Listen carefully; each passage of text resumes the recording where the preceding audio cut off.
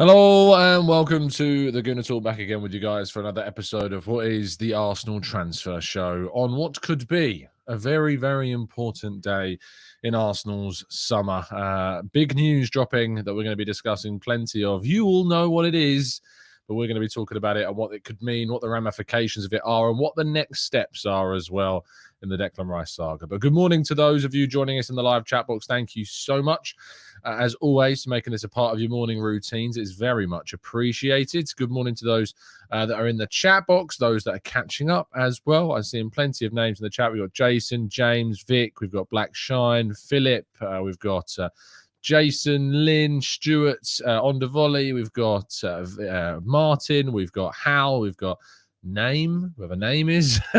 But good morning. I hope you had a fantastic week so far. I hope that you're enjoying yourselves. As I've mentioned, this is the last show in these surroundings for a couple of days. I'll be flying out to Denmark this afternoon. I'm hoping that we'll still have an 8 a.m. show tomorrow and Friday. But I'll be back on Saturday with the 8 a.m. back in these usual surroundings for about a week, and then I go on another break as well as I go down to the south of England. So it's going to be hectic, but I'm going to try and bring you as much content as I can. Good morning, and I hope that you are indeed good and well, everyone in the chat box. I can see all of your messages. Thank you so much. Right. All right, let's go through the stories. There's some things we need to discuss first, and then, yes, don't you worry, we'll get to the good stuff, if you like.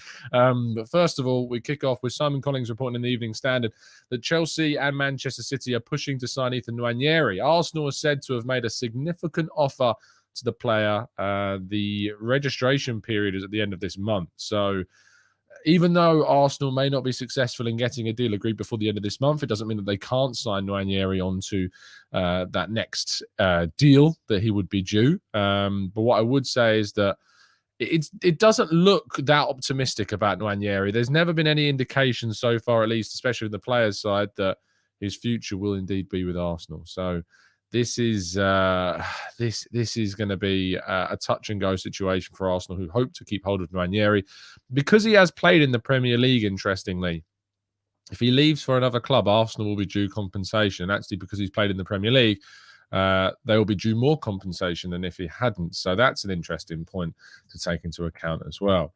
Now, Jorginho's agent has confirmed that Jorginho's intention is indeed to stay at Arsenal for the forthcoming season. He has that 1 year remaining on his contract. Arsenal have an option to extend that by another year should they want to. This has always been, for me, the right choice. I never got the idea or the talks about him potentially leaving. He absolutely should be staying at Arsenal and is going to be an asset for us in both next and future future seasons. I think the next 2 years, Jorginho will be an asset for us. So this is good news that Jorginho will stay and that we will have him for, as I say, at least another year, maybe two. Let's wait and see. Now, Rob Holding has been linked with a move away from Arsenal. I know a lot of Arsenal fans have been hoping that there'd be some resolution swiftly in the window for some of our exits, but perhaps this isn't the one that many people wanted to see in this form. Besiktas is said to be in negotiations with Arsenal, according to the Express, over a potential loan move for Rob Holding. I didn't see this as the kind of the move that I expected to be made, if indeed these are the case and that these talks are indeed true. I feel as though Rob Holding is that of a Premier League level player, and that teams in the lower half of the table could be looking at Rob Holding to come in. Arteta is a big fan of Rob Holding, a big fan of his presence in the dressing room, his coverage, and his ability as well. And, you know, he put a lot of faith in him at times, but the level that Arsenal need to get to, you know, they are ultimately looking at a higher caliber of player now. And that means that I know that Arsenal need to move on from Rob Holding. And I guess in this situation, if he goes on loan, it is to have an extension included. They would extend his contract by a year and then send him on loan so that they could hope to make a profit. Or not a profit. Well, I suppose a profit. He costs us very little, actually, when we signed him from Bolton. But there is hope that Arsenal will be able to get more money from him in 2024 if he has a whole year of playing football. Moving then on to our penultimate story before we get to the main one. And a Kai Havertz interview has been leaked online I'm not going to go through all of the comments and words. Yeah, I saw a tweet. I think it was Yankee Gunner that tweeted, our good friend Elliot at the Arsenal Vision podcast, that said a lot of effort goes in to making these interviews and to putting these interviews out there. And I'm not going to read through all of the quotes from it, because I'm going to let you do that when it comes out. You know, it's someone's job to put this all together, to edit it, to film it, to do the interviewing. So to see it leaked is it's a bit of a disappointment. You know, I think an odd photo, you know, I can kind of be like, fine, you know, it's the odd photo during a massive photo shoot. But the full interview being leaked, they need to work out where these leaks are coming from and sort that out as soon as feasibly possible. Anyway, let's move on to the highlights and the big story of the day, the story that you've all been waiting for. And that is indeed, of course, that you can get some TGT merchandise, which helps support some fantastic causes. But, of course, the main story that you want to hear about is indeed that Declan Rice, the Arsenal bid, the third and potentially final bid, if you like, is in. Now, it is £100 million with £5 million in add-ons, taking it to an English record for an English player, and certainly matches the figure that Arsenal, or rather West Ham, have been asking for, and that Arsenal have been, to this point, reluctant to meet. However, West Ham are not happy with the bids as it is in this form. Now, when I say third and final bids, if you haven't yet watched Gunner Blog's James McNicholas's video where he talks about how transfers work, there's a really good bit in which he explains about how, you know, a bid won't necessarily need to be rejected, but not also accepted, if you like. Is that when a certain amount of money is put on the table, it is then a negotiation, a discussion about how that bid is structured. And that is kind of an agreement that this deal would eventually kind of happen. Arsenal, from the perspective of everybody that's aware of what's going on in this deal, have put an amount of money on the table that West Ham, in terms of the numbers, are willing to accept. However, it is the structure of that £100 million and how it is being paid that is still yet to be agreed. So this is a huge step forwards from an Arsenal point of view and in this deal. The other factor in this deal is, of course, Manchester City's involvement, and there is said to be expectation that Man City will indeed up their offer today. Whether or not that offer is as high as Arsenal's or is better structured than Arsenal's, we will wait and see. But it will be interesting to see how Man City respond, because do not get this twisted. This is a massive improvement on Arsenal's first two bids. Arsenal's first two bids has a guaranteed £80 million proposal. This ups that by £20 million in guaranteed fees. This isn't incrementally edging towards, you know, all of those suggestions that we heard that Arsenal would be bidding and getting closer to West Ham's valuation. This is not that. This is not that by any stretch of the imagination. This is a massive improvement in the bid that Arsenal have put forwards to West Ham. There are the fine details, there are the structures and the negotiation, the discussions to be had about how that amount of money will indeed be paid. But there is, you know, this is more than I thought Arsenal would go for. If I'm being 100% honest, I didn't see Arsenal going over £100 million in that bid. All the indications that I certainly got were that Arsenal wanted to keep this under 100 million for a number of reasons, including the expectation and the pressure. But of course, Manchester City's interest, of which exists and is there and has been formalized with an official offer that was, of course, rejected out of hand, has meant that Arsenal have ultimately been forced. You know, it's not just West Ham bigging up Man City's interest to force Arsenal into doing something. The genuine existence of a formal offer from Man City has, you know, forced Arsenal's hand somewhat to do what they can in ironic fashion to blow their competitors out of the water with a huge improvement in their bid. West Ham want this paid over a smaller period of time, and they also are going to wait and see what Man City do. If Man City match this bid and are willing to pay it in less installments, I would imagine that West Ham would accept that, and then it will be down to Arsenal about whether they want to match that, of which I would certainly hope, if they're considering the money that's now on the table, that they would do that. And then it will be down to Rice about where he wants to go. And we have heard and been told and discussed and continually talked about the fact that Rice's preference has always been Arsenal. That other clubs have inquired and have been told that his preference is Arsenal. The only reason why Man City are involved and still pushing and happy to make bids is because of their status as a club, as treble winners, as guarantors of trophies, can offer, with Pep Guardiola, a very attractive destination as well for Declan Rice. But his preference has always, and for the moment, continues to be in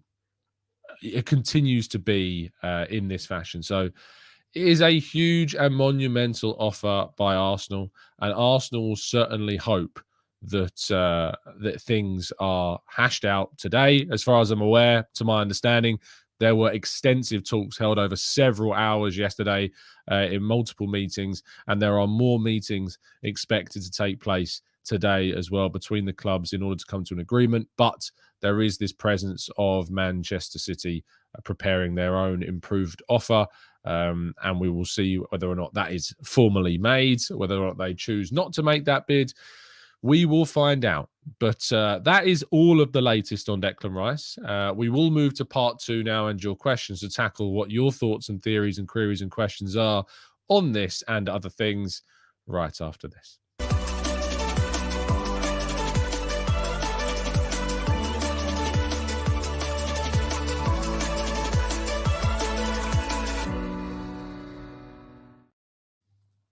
So, before we do go into the questions, and I will be promoting this until the 31st of July, so please get involved. Please help a fantastic cause. We're doing a longest day golf challenge, 72 holes, a marathon level event to raise money for Cancer Macmillan support in memory of our good friend and sadly departed hero, Vinny Eagle. If you have not yet got involved, I implore you to do so. If you have got involved, massive thank you to those that have so far. Matt G, Neil Jones, Paul Webb, Wendy, Diana, Molly, Lauren, Amy, Fern, Christine. Thank you so much, everybody that's donated so far.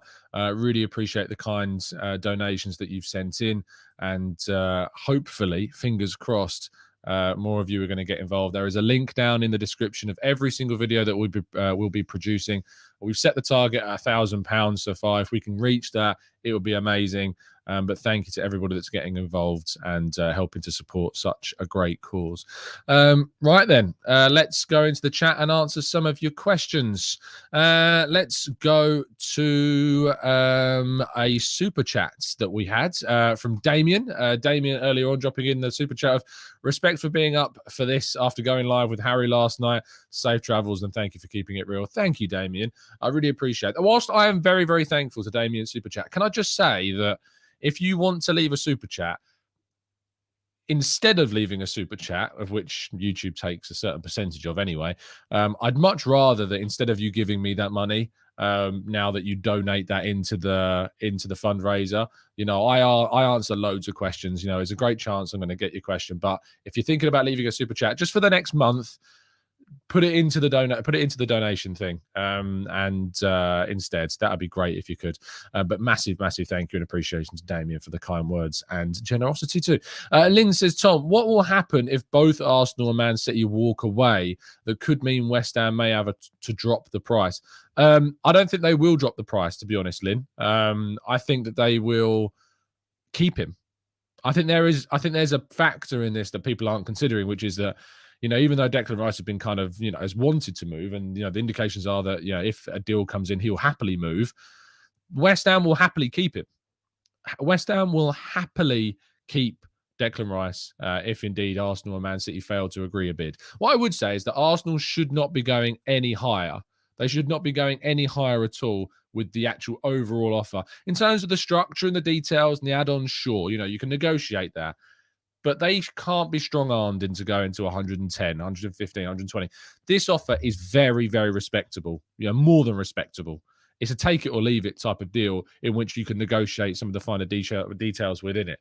But the overall figure, it's Arsenal have done all they can. Nobody, and I mean no, there is no argument, there is no debate, there is no criticism that can be levelled at the club at this point. The club have done and offered all they can. They've gone in and broken the record for an English player. They offered £33 million more than their record signing. You know, they've brought the valuation down really well from that initial 120 million. And they are competing with Manchester City, the treble winners, for this player. There is no criticism of Arsenal in this sense to go for in the Declan Rice scenario. If we'd have backed out at 90 million, I would have been a bit frustrated. But you can't be frustrated with this. There is no argument. At this point, you're just exposing yourself. Just an hour hater at that point if you're getting frustrated with this one. But we need to hopefully hash out the details and get this one done now, but we'll have to wait and see. Maximir says, hey, Tom, in case our chase for Declan Rice is not successful, do you think that we could look at Nwaneri as a possible target? After Bellingham coming in, he could be looking out, plus a cheaper option. Maybe. What I would say is there's been no real indication to me that there's no indication to me at all, really, that Nwaneri is looking to move on or would be wanting to move on. So, yeah, I don't see it. Ethan, thank you for the super chat, who does say I'll donate to the cause as well. So I appreciate that, Ethan. How much credit do you think will be lost by these Arsenal news accounts claiming to have the inside track if it comes down to a choice by Rice and he chooses City?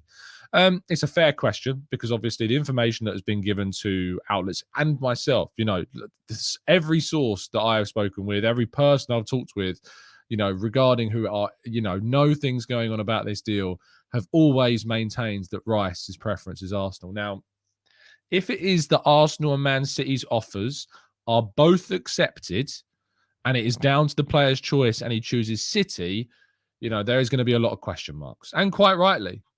Or he changed his mind and was convinced by Man City and the project. People can change their minds at the end of the day. But I maintain, you know, these reputable sources certainly saying that, and have done for this whole time, that Rice's preference has been Arsenal. Jurassic J, thank you so much for becoming a brand new member of the channel. Really appreciate your kind support, and welcome to the TGT family, or continuing your connection with the TGT family.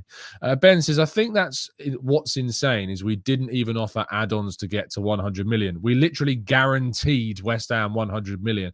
Mad respect to Arsenal. Not sure our structure will succeed, though. Reese says, would you like to see Rice play in the Xhaka role or the Partey role? For me, I'd like to see Rice play at the base of the midfield, shielding the back line. His defensive statistics are monumentally impressive. Yes, I think he can also play in a 2 and could potentially play in an 8. But for me, and I know that others disagree, I know that me and Clive have gone back and forth about the debate about where his best role might be. But for me, I'd like to see Rice anchoring a midfield with Odegaard and Havertz are in front of him. That's what I want to see. Next season, I want to see Arsenal's midfield 3 of Rice, Odegaard and Havertz behind Saka, Jesus and Martinelli. That is exciting. That is very, very exciting indeed. So I really, really hope that is the lineup that we see for next season. And Timber coming in, of course, as well to add competition to our defensive line too. So it'd be interesting to see if indeed the Rice deal happens, if the Timber deal, of course, progresses as well, which it sounds like it is at the moment. What else we do? You know, you look at those 3 deals, Havertz, Rice, Timber, fantastic business by Arsenal. And I look at that and think, I wonder what else we will do. It's going to be very, very interesting indeed. Marble Hall show, absolutely, we'll have to get around him, mate. 100%. 100%. Massibulele says, hey, Tom, if this doesn't seal it, walk away. Only thing Edu and co should do is negotiate the payment structure if indeed the second bid does come from City. And hopefully that is what we will do. You know, there are more meetings scheduled today, so hopefully we can see this hashed out very quickly. AJMO4 says, if Bayern get Kane, where will that lot up the road finish next season? It's a great question. They are getting closer to James Maddison. £40 million deal apparently for James Maddison. I know there's going to be a lot of debate amongst Arsenal fans about should we have gone for James Maddison for £40 million instead of buying Havertz for £65 million. I was asked yesterday. I did the show with Potsy on 105m Podcast and LB as well, who's a Man City fan from City Extra, and they both said that they would have rather got Maddison. And for me, I said that if they said, who would you pick? Maddison for 50 million. I think they said, when ironically he's now going for 40 million. But even then, Maddison for 40 million or Havertz for 65 million. And my answer was, I think, quite simple. I think for me, it's Mikel Arteta has given me no reason to doubt the big money business that we do. There's only one question mark, and that's Fabio Vieira. It's the only question that's kind of lingered, if you like, over the Arsenal kind of tenure of bigger investments. Do you know what I mean? And I also have to factor in that Tottenham are buying Maddison. Tottenham. Like, it's not like Man United have gone in for him. It's not like Chelsea have gone in for him, even though they had a terrible season. It's not like big clubs from abroad, that are taking interest in English players are going in for him. Real Madrid were keen on Havertz. Bayern Munich were keen on Havertz, and Arsenal have won that race because they've been willing to pay more than those two clubs, those two very, very big clubs. The names that have been going for Maddison have said to be Newcastle, who pulled out very quickly and looked like they're targeting our good friend Dominic Szoboszlai instead. You know what I mean? Like, I'm inclined to trust the reasons behind moving for Havertz over Maddison. I also said on the show that I said I would be willing to bet, because it's just fun, just a bit of fun, that Havertz will get more Premier League goal contributions than James Maddison will for Spurs next season. That was my proposal. Now, someone in the chat box, I think it might have been a guy called David, said, yeah, I'll take that bet, £100. And I replied saying, send me your Twitter details. And I haven't heard a thing. He disappeared out of the chat. He disappeared out of eternity. Have not heard from them again. So it's all well and good, saying you're up for that. But, and by the way, neither did Potsy or LB. Neither of those two took the bet either. It was on the table. But for me, it's really interesting indeed. But where will they finish? I haven't answered that question. Similar to this, like 8th and below, I think. Bizarre says, when is Havertz being announced? Hopefully today. We might see something today. There's so much ready to be announced, where the video's been leaked, pictures have been leaked. Surely today is when they'll announce it. Amir says, Tom, it looks like Tierney is going to stay. Who will we sell this summer? I've kind of done the whole selling summer thing and not of times. Just on the Tierney thing, it's not over till it's over, is what I would say. The window has still got a lot of time to run, so it's not over yet. Tierney could still indeed leave. Let's go to... that's not very nice. Magambo says, Arteta don't like players with even a little bit of chance of having altercations with. He cannot handle those players. Has anyone heard of the name Granit Xhaka before? I mean, in terms of players that have altercations, a player that was ready to leave, a player that wanted to go, and apparently he can't handle those players.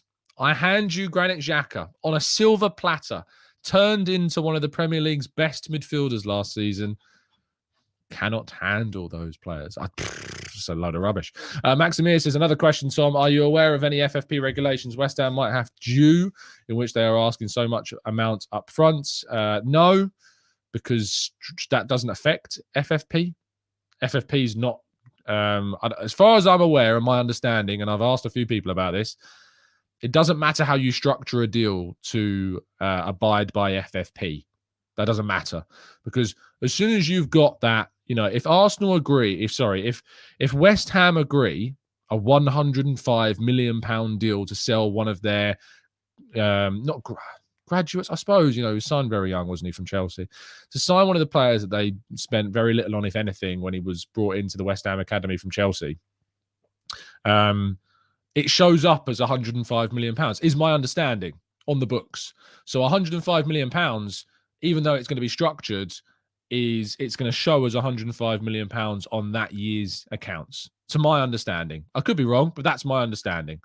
And The only thing that the structure of the deal is concerned with is regarding giving the club the ability to spend money sooner on a replacement. Do you know what I mean? So that's the element that West Ham are looking at, is they want more money up front to help them spend more money during this window that they have. You know, money that you don't tend to want to spend money that you don't have, even though you're guaranteed it in the future. That's kind of how it works. So FFP, as far as I'm aware, is not affected by structures of deals. If you sell a player for a certain figure, it shows up in the books as that figure. So as far as I'm aware, that's how it works. Anthony says, Xhaka has always been a brilliant professional and great for the dressing room, regardless of how he feels about the club, contrary to the likes of Ozil or Aubameyang, who Arteta couldn't handle. And it's always about, like, Arteta couldn't handle. Why on earth should Arteta be expected to deal with badly behaved players? Like, why should Arteta have to sit there and be judged for apparently not being able to, quote, handle those players? Fair play to the guy for moving them on. If a player's a problem, like Guendouzi, get rid. I don't care the whole, stick your chest out. He backed up his players. You got to have that type of bite. Well, do you know what? Guendouzi's left, gone to Marseille, fallen down the pecking order, fallen out of the French international team, and now being linked with West Ham and Aston Villa. That's where Guendouzi's gone.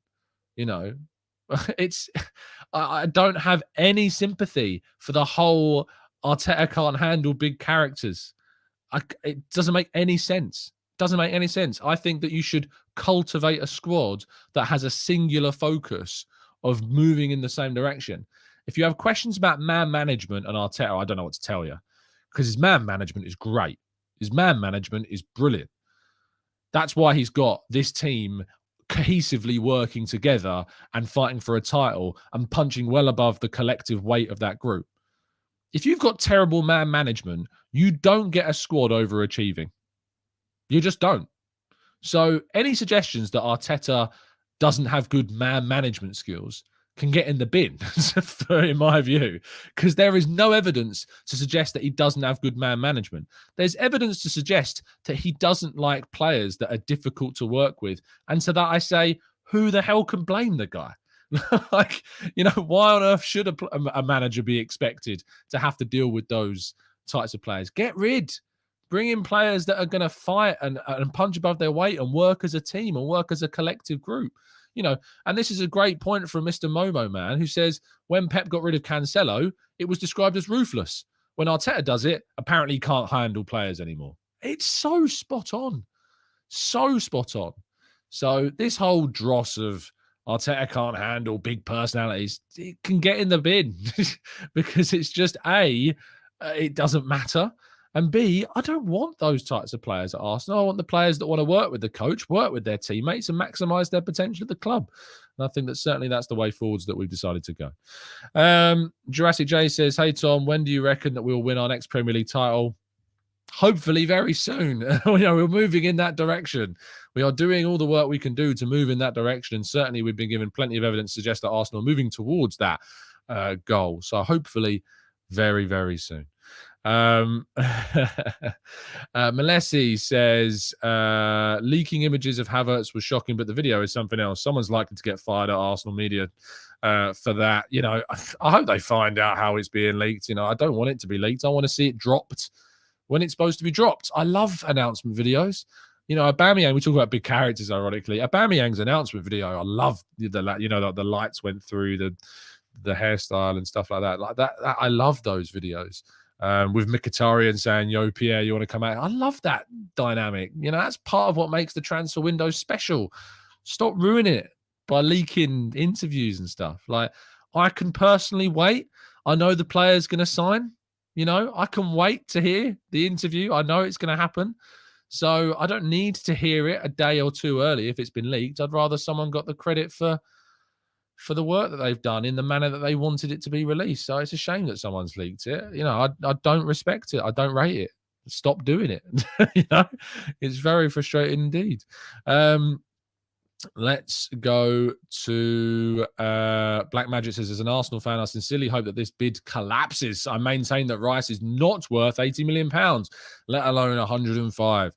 We need to walk away. I am not happy. Well, That's fair enough. Everyone's entitled to their opinion on a player. You know, if you don't rate Rice at that figure, fine. That's not a problem. You know, I don't have any qualms with that because I don't think he's 100 million, 105 million pounds of player. What I think, though, unfortunately, is just the market is what it is. You know, the market is as it stands, and you have to adapt and you have to change and you have to be able to work with what's going on. And whilst I agree with you, I don't think that Rice is worth 105 million right now. Unfortunately, we might have to pay that, you know, to get the deal done. Like we might have to pay 100 million to get Caicedo if you wanted him, maybe, you know. So that's kind of the dynamic of the window, sadly. And whilst I agree that I don't think he's worth that money, hopefully Arsenal are looking to pull off the right deal in the future, and we see a benefit of that, you know, from the Rice investment, if indeed it's secured. Les Eddie, thank you so much for your kind donation, mate. Very much appreciated. As I say, if you want to leave a super chat, I would much rather you left a donation to our cause, which you can find, of course, down in the description. So please do help us out if you can. Dogan Kanaksu says, would you take Lavia or Thuram or Kone as the second midfield signing? Probably between Thuram and Lavia. To be honest, Kefren Thuram is a fantastic player. Kone I don't know much about, so it's difficult for me to talk about him. Lavia I like his Premier League experience, so there's something there to be said. So yeah. As she says, hey Tom, what do you think about Eni Aluko's statement on TalkSport? Yeah, so Eni Aluko yesterday said that she felt that, in theory, Arsenal had asked Man City to bid for the player so that the Arsenal's owners would be basically kind of encouraged to bid. It's ludicrous, you know. it's ludicrous. I don't know how on earth that would make any sense. What was kind of crazy, she said that she has that Eni said that there's examples in her own career where that's happened, which is kind of mad if that's true, you know. But no, I don't think that's the case. And if Man City come in with another bid, have we asked them to bid again? No. So yeah, I didn't really rate that. Also, Jamie O'Hara this morning, I saw a video, which is always funny when you watch Jamie O'Hara. It's, you know, some of his views are rather amusing. Said that Tottenham, it's better to play at Tottenham than it is Bayern Munich. What? Are you mad? Like, I get the whole Premier League, Bundesliga thing. Like, you know, it's much better to play in the Premier League than the Bundesliga. Sure. But Spurs aren't winning the Premier League. Bayern Munich are winning the Bundesliga. And if you get to the end of your career and you can go back, I've got the Premier League goal scorer record. Good for you. I've got a league title. You know, I'm going to look back on that medal on my career, that I won a league. I won trophies. That's what I'm going to look back on. I'm not going to look back on, you know, a top scorer in the Premier League as much. You know, Alan Shearer, who is the current Premier League top goal scorer, won a Premier League, you know. So if Kane has any sense, he'll push for that move to Bayern. And if he is forced to stay until the end of his contract, he will leave. He will leave if he has any sense at all. So yeah, I hope he leaves because I don't want him playing at Spurs, obviously. But and I really think that's a massive problem when they lose him. But yeah, let's wait and see. Let's wait and see what happens. So yeah, let's wait and see. Let's go to Rago says, come on, Tom. All the YouTubers are doing their thing for likes, subs, and a paycheck these days. Social media is about views. Do not act holier than thou. I don't know if I'm acting holier than thou. I am. You are saved. I don't know what to say. Holier than thou is a very strange take. I don't know what I've done, to be honest. Bradsky says, you'll be surprised at how well Tottenham do this year, coming from an Arsenal fan myself. I'm worried.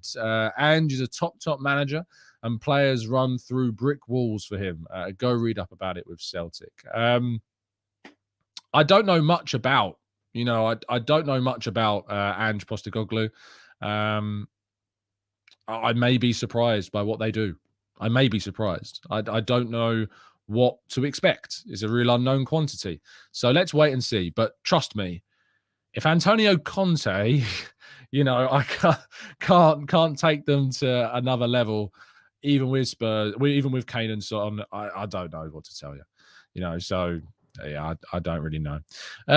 Let's go to Esmond says Kai is a good signing. You can cover for Saka, Martinelli, Jesus, and maybe for Odegaard. I mean, more likely Odegaard than any of the other three, to be honest. That's his best position in attacking midfield role as well. Derek says, Tom, dothest thou desire a sacrifice? Yeah, so there you go. Rago says, sorry, to clarify, don't diss leaked videos, each to their own. I mean, what? It's my opinion. I'm entitled to it. Like, I don't think you should be leaking the video. Like, I just think that it's not one of those things in the scope of leaked information. A video that's going to come out in a day or two, I don't see the point in leaking. I don't see the point. If it is for likes and follows and stuff like that, I think you're going about it the wrong way. I like to think that what we've done here, growing, and we're growing very close now to 50,000 subscribers, which I am insanely proud of. And as a community, I think we've grown and developed, and, together we've put together one of the best communities in the Arsenal YouTube space. I think we've done that not through hyperbole, not through that much shouting. I know there's been the odds anomaly or two, be it Emi Buendia or being knocked out of the Europa League by Villarreal. Like there's been the odd losing of heads one or two times, if that, but overall, I feel like we've built this community together in an objective, grounded way. It's not been by, capital letters in like embarrassing or crazy things like that. I think we've done one or two videos where we had like kind of crazy thumbnails because I was pretty angry about situations. But it's to say that everyone does it, I don't think is true. And I think it's, if anything, it undermines the people that you're sharing a chat box with, to be honest. I think it's undermining their legitimacy. And I think it's undermining the community that we've built here, to be honest. So no, not everyone does it. And actually, we're, as a community here, we're very, very proud. The cult of TGT. We are holier than thou, apparently. So there you go. You heard it here first. Gooner Gang says, as a club, we have been reluctant to spend massive amounts for the pressure of the fee. Does this signal a change in transfer policy? Good question. Is it a change in transfer policy, or is it just an evolution to the current state of, where we are as a market? So is it a change of policy, or are we gradually just evolving towards what is the overall market that we're involved in? Do you know what I mean?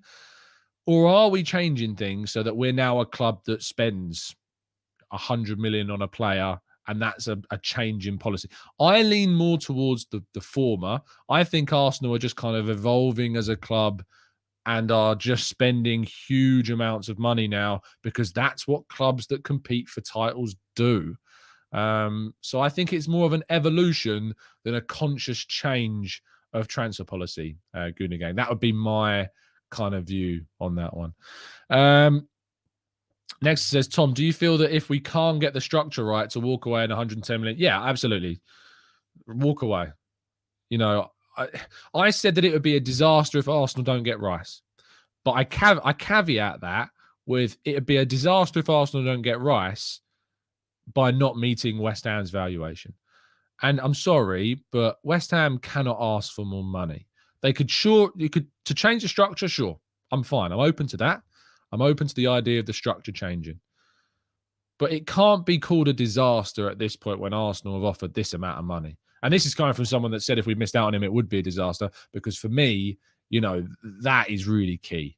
Really, really key to remember. Let's go to Penny Wayne says, the cannon light behind you is actually a cleverly disguised halo. Yes. I don't think I can get it small enough to be able to get the circle. There we go. We literally have a halo. Maybe that's what they were referring to. Yishai says, rivals hate us acting like a big club again. Our first bid was embarrassing. Man City's was a smart move now that we've made a big bid. It's Man City tricking Arsenal into paying.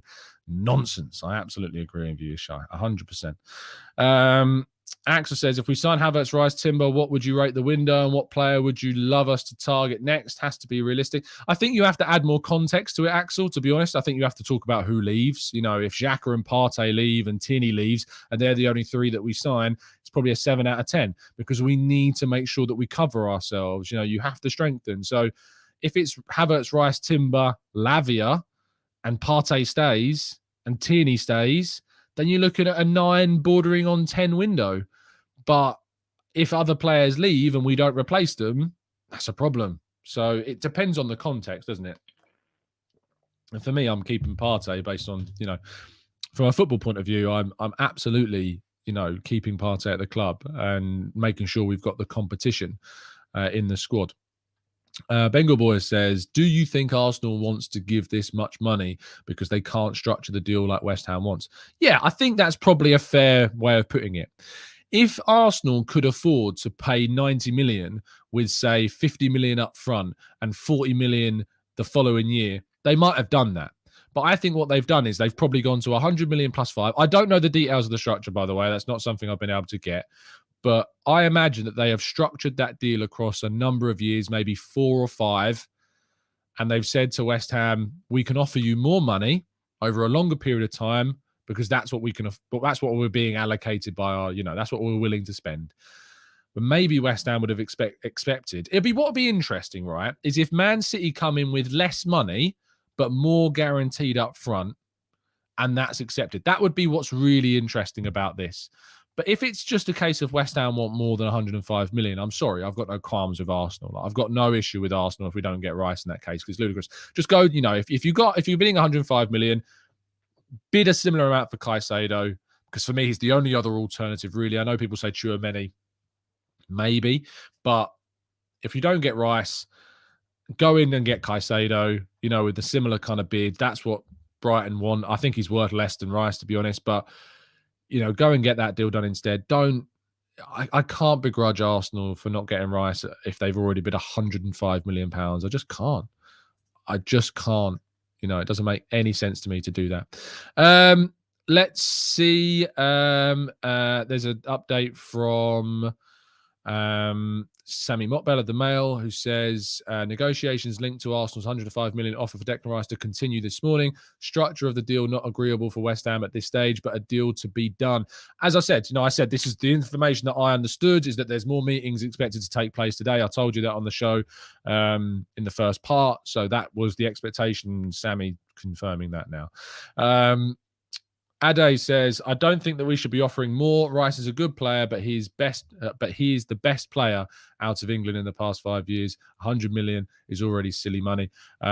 Is he the best player? I mean, Bellingham arguably is, along with Saka, Foden, and then you're getting to Rice. You know, Rice is obviously older than those players, so he's of a different generation. I think of his 24-year-old generation, Rice is probably the best. You know, how old's Rashford, to be fair? How old is Rashford now? 26? He's 25. So I get, yeah, similar age bracket. So I think Rashford and Rice are probably the best of their age bracket at 24, 25. But obviously of the England squad, you know, you look at Saka, you look at Bellingham, you look at Foden, these players, you know, and then Rice is kind of being talked about. So I think Rice and Rashford are probably the best of that generation of English players. And then you go down to the younger generation of Foden and Saka and Bellingham. I mean, Bellingham's like 19, Saka's 21 now, isn't he? So honestly, it's ridiculous how good Bellingham is at that age. It's a joke, quite frankly. What an amazing footballer. How lucky England are to have him, and how lucky Real Madrid now are to have him too. So, yeah, lovely stuff. Matthew says, any updates on Balogun? What are your thoughts? No updates so far. No update whatsoever, I'm afraid.